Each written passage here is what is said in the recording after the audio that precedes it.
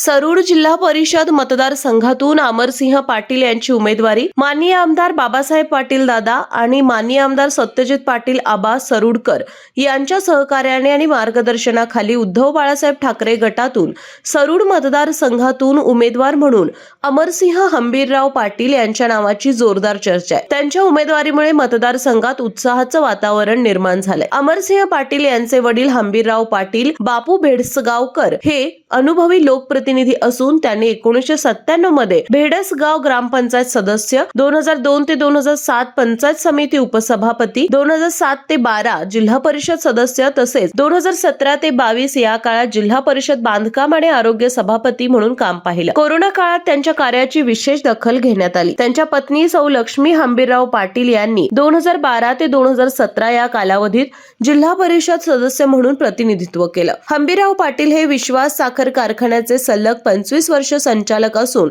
भेडसगाव नागरी पतसंस्थेच्या 22 शाखांमधून 150हून अधिक नागरिकांना रोजगार उपलब्ध झालाय। बीई सिव्हिल इंजिनियर असलेले अमरसिंह पाटील यांनी 2017 ते 2022 या काळात भेडसगावचे पहिले लोकनियुक्त सरपंच म्हणून पारदर्शक आणि विकासाभिमुख कारभार केला आहे। अनुभव आणि तरुण नेतृत्वाचा संगम म्हणून त्यांच्याकडे पाहिलं जातं। त्यांच्या सरपंच पदाच्या कार्यकाळात त्यांना यशवंत सरपंच पुरस्कार आणि यशवंत ग्रामपंचायत पुरस्कार हे दोन्ही पुरस्कार मिळालेले आहेत।